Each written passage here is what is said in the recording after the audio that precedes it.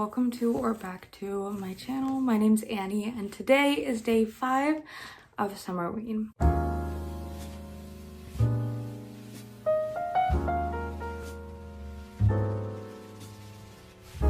Today is a pretty packed moving day, no pun intended. My sisters are moving into their apartment because only some of us are moving to DC. So we're getting like the big U-Haul truck loaded and stuff. My job is mostly to hang out with the dog, keep her calm, and pack my own stuff. So I'm gonna be doing that while I listen to Bury Your Gaze by Chuck Tingle. So this is my third vlog of SUMMERWEEN 2025. So if you want to get a full picture of what I've been doing, what I've been reading, because for like this book I'm going to talk about, for instance, Bury Your Gaze, I have given previous updates in the last videos, and I'm not going to really recap those here. So if you'd like to watch those, the links will be in the description, and there should be a playlist on my YouTube channel for that. But anyway, I'm going to be listening to the audiobook for Bury Your Gaze while I pack some of my clothes up. It honestly probably won't take too long. I just want to make sure the dog is okay too, because she's kind of sulking right now. There's been a couple interesting developments in Bury Your Gaze. I forgot to mention, but Misha's actually been nominated for an Oscar for, I think, a short film that he did. So I assume that we're kind of building to the Oscar moment for him.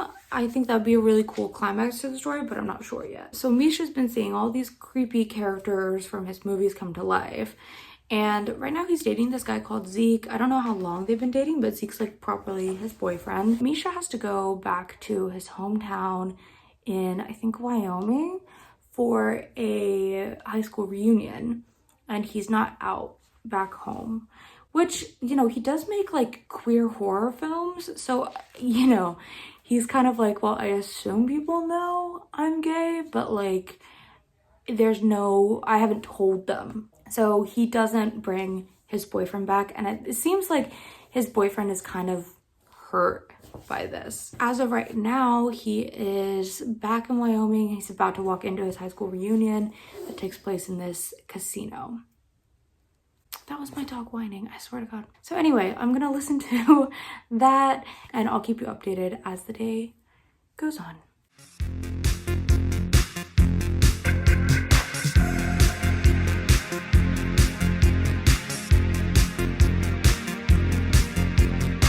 Hi, it is the next day. Again, I'm sorry I didn't update you guys more last night.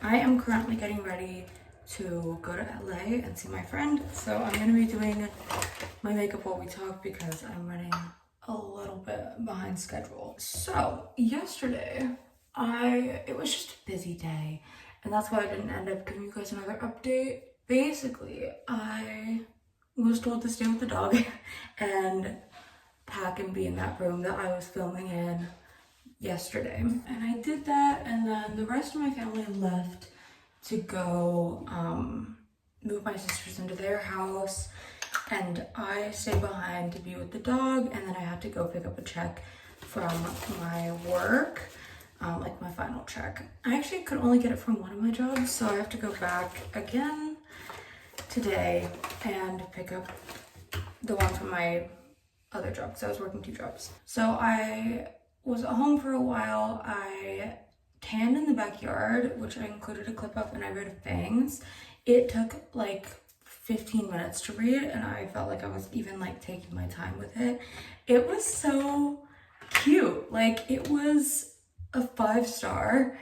Just like, it's hard to give it like a 5-star if it's on par with like other 5-stars, but it was a 5-star for what it was and what it was trying to be, which is honestly just a cute little novella type. I don't know if it's even story. It's more like flashes or like little bits of this vampire and werewolf dating. I thought the werewolf was just her deadbeat boyfriend. I said this in a previous vlog, but no, he's a werewolf and he's not a deadbeat. He's lovely, and they are so cute together. Like, they're so odd, but they like match each other's freak. It's basically just like an imagining of what a relationship between a vampire and a werewolf would be like.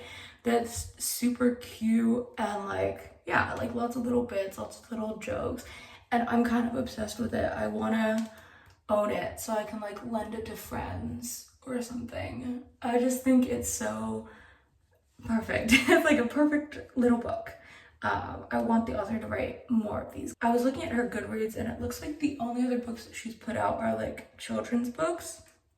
But I want more like this. And then after that, I like, took a shower, got ready, and then I went to go pick up my checks. And then I thought I might have some time after I did that to like go to a cafe and read or something. But I ended up having to go straight to the U-Haul place to pick up my mom and my brother because they had just finished unpacking it down where my sisters are gonna be living. So I did that, and then we went back to our house here, and then I went down to my sister's house with my mom to spend some time with them last night. And that was when I started feeling kind of sick. Like I had a sore throat, I was feeling exhausted, I like have been having some issues with my neck, and my neck started feeling really sore.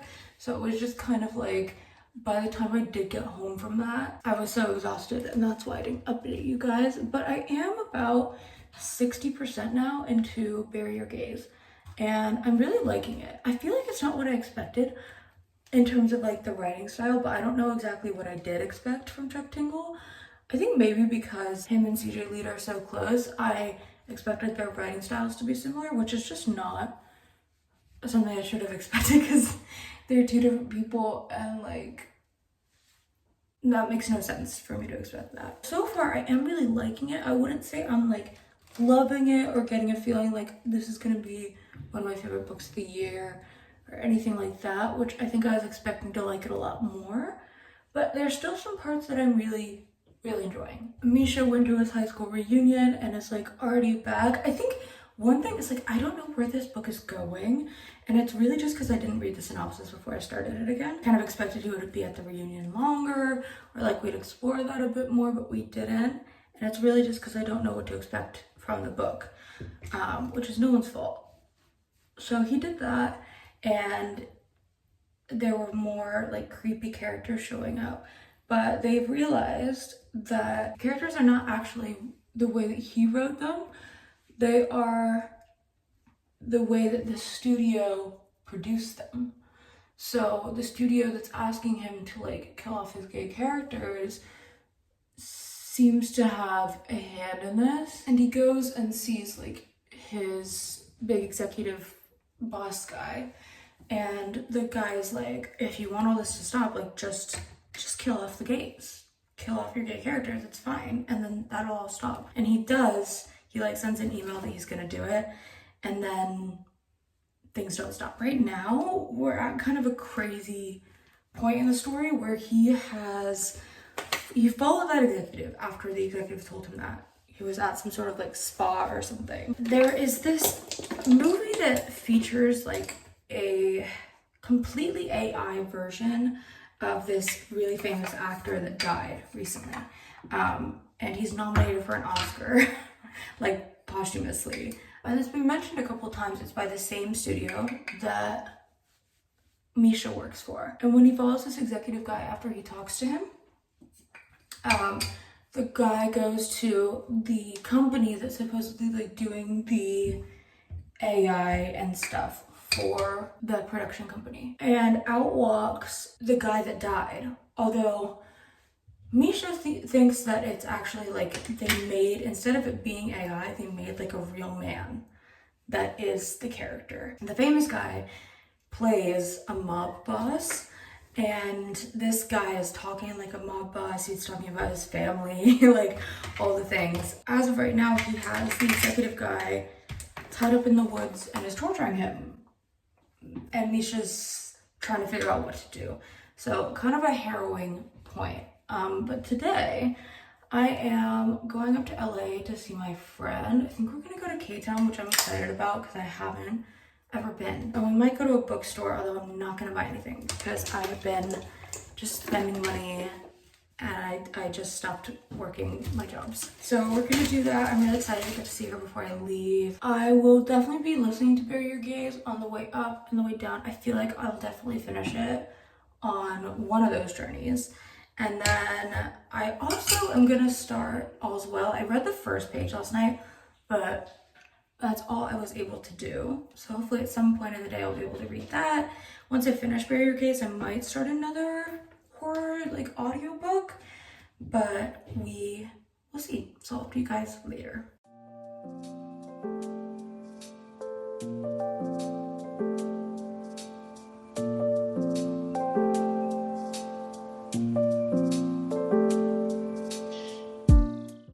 So I am back from LA. Guys, I'm so exhausted. I had a great time with my friend. Really great. We went to get coffee first, and then we went to the Silver Lake Flea Market, which I am so happy we went to because she had never been, but I love that flea market. If you're ever in LA, you should definitely go. It's really cool. And she found some shoes, and I thought I wasn't gonna get anything. But I tried on this shirt. I think I took a clip of me wearing it in the dressing room. And it is like, it fits as if it was made for me. It's kind of crazy. So this is the shirt. It looks super cute on. So I'm very happy with my purchase. It was $30. I feel like it's not great, but not bad. The woman would not barter with me, but I loved it enough to get it anyway. And then we went to Korean barbecue. We went to this place called Agassi Japchaeng, I think. And it was delicious, but now I had to drive back in a food coma. But it was so good. And if you guys have been watching my channel, you probably know 17 is my favorite artist. They're a K-pop group. And as I was walking out, there were like a bunch of signs on the wall with like signatures of famous people that have eaten there. And 17 ate there. All of them. And they were all their signatures. And I was like, oh. So it was cool, and it was nice spending time with my friend. I did not end up finishing Camp Damascus. No. Bury Your Gaze. It's longer than I realized. I think the audiobook is actually quite long. Maybe like 10 or 12 hours. And I was listening to it on 1.5 speed for a long time. I switched it to 1.75 for the drive back. But I still have like an hour left of listening to it. Technically an hour 45, but if I listen at 1.75 speed, I can't do the math for that, but it should be like an hour-ish to read that. So I'm definitely gonna finish it tonight, but I'm exhausted, so I'm gonna take a nap. But I wanna take back everything I said about how I wasn't sure if I was like really, really loving Bury Your Gaze. I'm obsessed with it. There is a twist that is perfect because it makes so much sense, and it makes everything kind of like retrospectively come into clarity in a way that makes you want to go back and reread stuff, which is the best type of twist. I know my vlogs have been pretty spoiler heavy, but I just don't even want to risk spoiling this. But we basically find out why all these characters from these movies are coming back, and it is a really incredible, crazy twist. But I forgot to mention this earlier too, which are actually like things I really love about the book. I don't know why I didn't think to bring them up. I think I was in a hurry this morning, but we've been getting flashbacks, but then we've also been getting these weird stories that are kind of told in screenplay form. And that's where the full cast comes in. Chuck Tingle had a lot of his writer friends come onto the audiobook to narrate it. So that's kind of where the full cast shines. And there's like background music and noise, like sound effects. And it's really, really cool.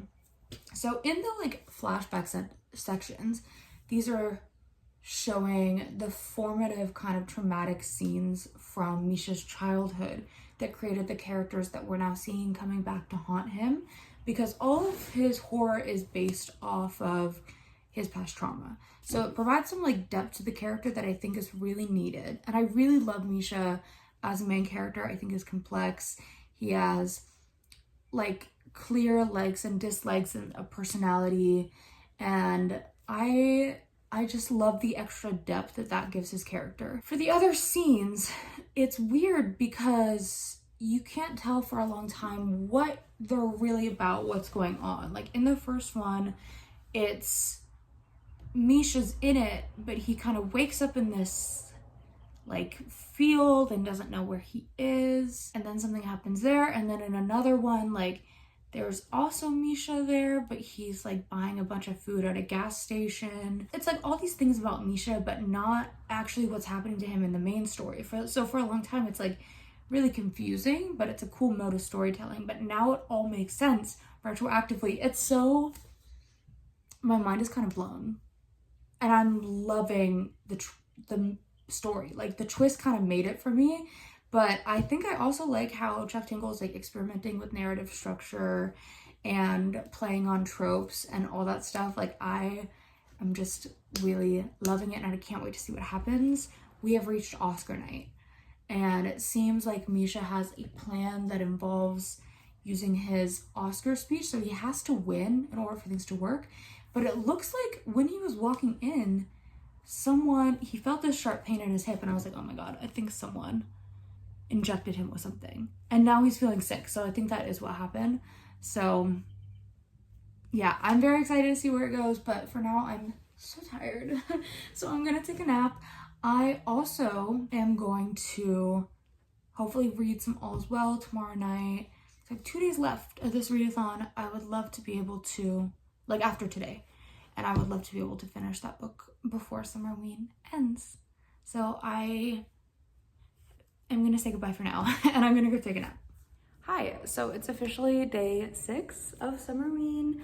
Sorry if you can hear the laundry in the background. Things are a bit chaotic right now. My voice is echoing. But tomorrow is the day that me and my mom are leaving for DC. We're gonna be driving, so it's gonna be a bit of a long trip, but I have to completely finish packing because I've like mostly packed, but I have stuff like my toiletries and a few clothes and stuff left. I did end up finishing Bury Your Gaze last night, and I loved it. I really did. I thought it was so like well thought out, really like incredibly planned. There were no extra details or like loose ends that I really felt like needed tying up, so the ending was very satisfying.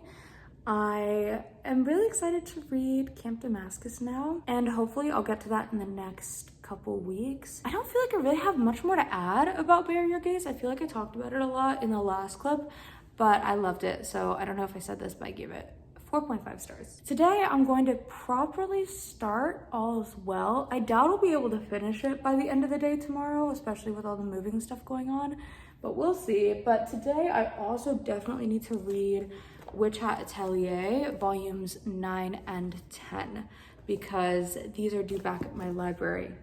So I want to read them and finish them, but first I must pack. I'm probably just gonna watch Love Island while I do that. I don't really feel like starting another audiobook, and I want to catch up on that. I'm gonna pack, eat some lunch, and hopefully read these, which I don't think will be too much to ask for today.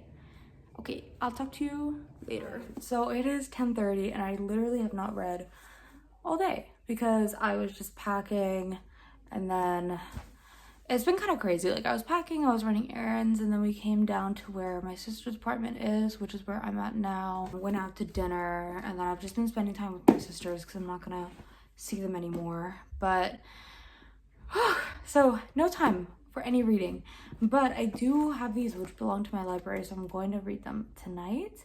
Witch Hat Atelier volumes 9 and 10. I really love Witch Hat Atelier. It's a really good series. So if you haven't heard of Witch Hat Atelier, it follows Coco, who is this young girl that really wishes she could do magic because there are like witches in her world, but she has been taught that you have to be born a witch. And then one day she finds out this isn't true. Anyone can be a witch, but it's like a very heavily guarded secret so that the power doesn't fall into the wrong hands. And witchcraft in this series is so cool. It's like you draw these little signs that can do different things, like produce, like you can draw like the sign for water and then the sign for like floating around it, and then it'll make like a floating orb of water, for instance. It's really cool, but her first experiment with magic basically turns her mother into stone because she's messing with some magic that she shouldn't be. Then this magician basically takes her under his wing and is like, I'm gonna help you learn magic and we're gonna like help free your mom. But he kind of has his own agenda. So it is very good. Obviously now I'm like on volumes 9 and 10, so the story has progressed, but it's really like, it's heartwarming, it's cute, it's like funny, but there's like real stakes and a really interesting world and great character building. So I am loving it. It's been a little bit since I picked up the last volume, volume 8. I think at least a month and a half, maybe 2 months. But anyway, I'm gonna read these tonight. Honestly, I'll probably check in with you guys and let you know how these are, and then I'm gonna go to bed because I am exhausted and it's moving day tomorrow. So I don't know like how much I'll get done in the rest of Summerween. I've still barely started All's Well. So I guess, yeah, we will just see where things go.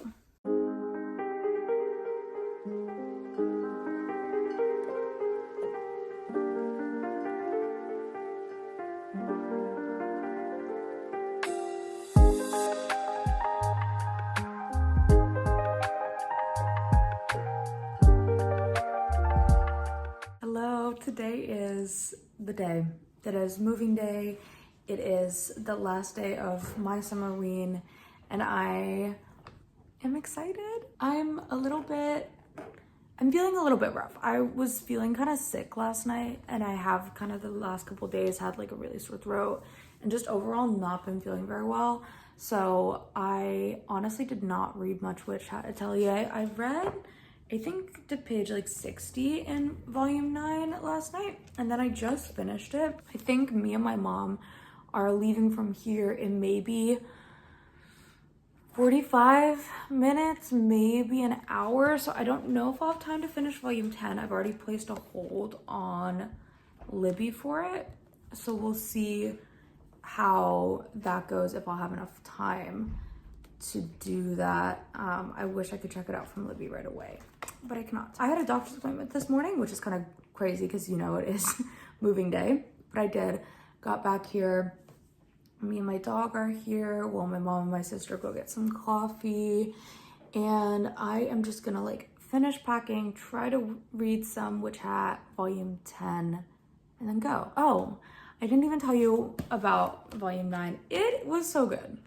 I gave it a 4.5. I feel like I've been giving everything in this vlog a 4.5 out of 5. For this series, it is basically a 5-star series, but unless any of the volumes like really stand out to me as like my favorite, I kind of just put them all at 4.5. In this volume, they're at this festival called Spirits Eve. I don't really want to talk too much about this because it's the 9th volume in a manga series, so I know I'm doing a spoiler vlog, but like I don't know how relevant this will be to most people. I just love everything about this series, and I love Shirahama.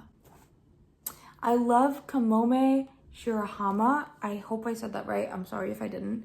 She just, like, no one else is doing it like her. Like, there is so much great character work being done. There's nothing forgotten. Like, I feel like in this volume, especially with our main character, she has a bit of a hard time with the whole, like, having to keep the secret of magic thing, because it was something that was really hard for her as a kid, was thinking that she would never be able to have magic. It was always something she wanted. And at this festival, she sees this little girl that starts crying because she wants to be a witch, and her mom's like, no, like, you can't just, you have to be born a witch. And Coco goes off and cries too, because she's just feeling so sad at having that little girl experience the same sort of pain that she experienced and having to like lie to everyone about this. So yeah, I just think there's nothing that's ever overlooked, and it's a very natural progression of Coco's character and her story. And the mangaka's ability to make me like go from being all like giddy and happy one minute to super stressed about some characters the next is crazy. One of the other things that really makes this series shine is how amazing the villain is, because the villain is like this kind of group of wizards called the Brim Caps that believe in using forbidden spells, which are like spells that can affect the body and ancient magic. Their whole argument is like, why would we not help heal people when it's within our power to do so? But the like good side the side that Coco's been inundated into, and the like more mainstream kind of magic society says that that's wrong. It's not a power that any human should have, and when those spells go wrong, they go like horribly wrong. You can understand the villains so much, and honestly, I don't even know what I would do because I have so many chronic health issues. Like, I would do anything to feel better. Genuinely, like, it would change my entire life. And when you're looking at characters that like can't walk and then they're healed by these like forbidden magic users, they're angry at their like so-called wizard friends that they think could have healed them but didn't. It's all very understandable. So I think it's just such a good series. Hopefully I do have time to finish this one before I leave. Also, look at the art. I'm sorry. It's all just so good. So yeah, hopefully I have time to finish this. I will update you guys later in the day.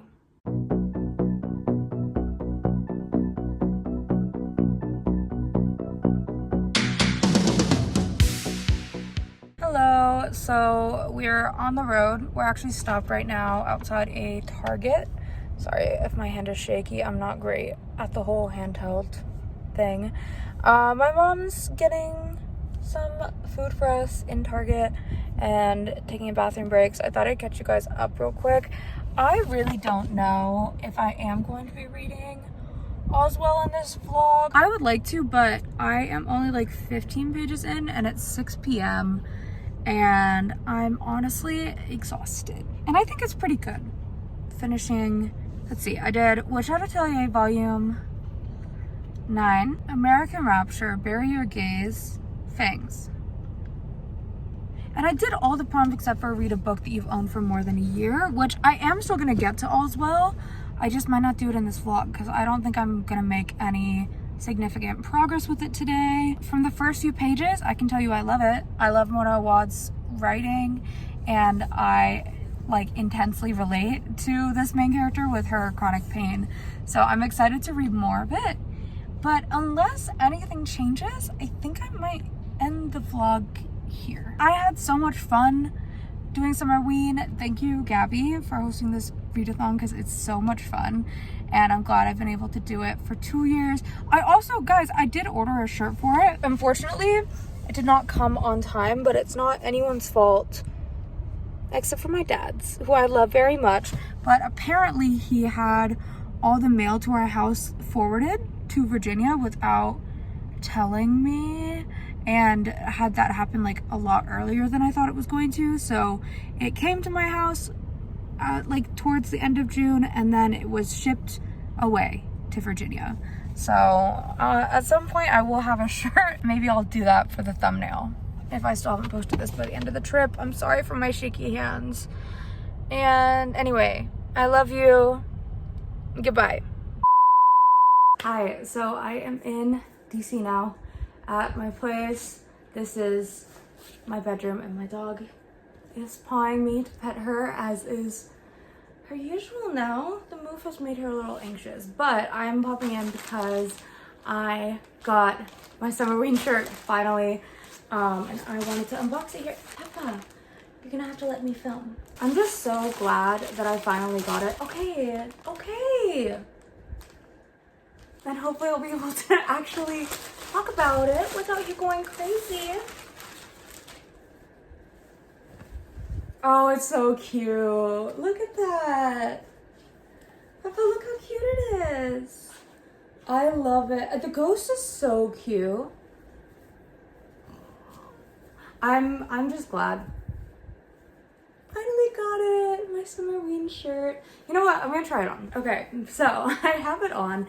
It looks a little bit funny on me, I think, because of my boobs. Sometimes shirts that go up kind of high toward the neckline like don't look great, but I do really love it. I think I could have gone up a size perhaps, but I still love it. I like the colors. But I'm just so grateful to Gabby for hosting this readathon. It's always so much fun. I mean, it's my second year doing it, and I plan on doing it however many years of spreading. It's been a couple weeks now, but it was such a great time, and I can't wait for next year's Summerween and Winterween. I totally missed Winterween last year. I want to get to it this year, or like not miss it. Thank you guys so much for watching. If you liked this video, give it a like. Think about subscribing to my channel if that's something you're interested in. I will hopefully be posting once a week. I have lots of videos planned and things that I'm working on. I hope you're having a great day, evening, morning, whatever time it is for you. I hope you're doing well, and I will see you in my next video.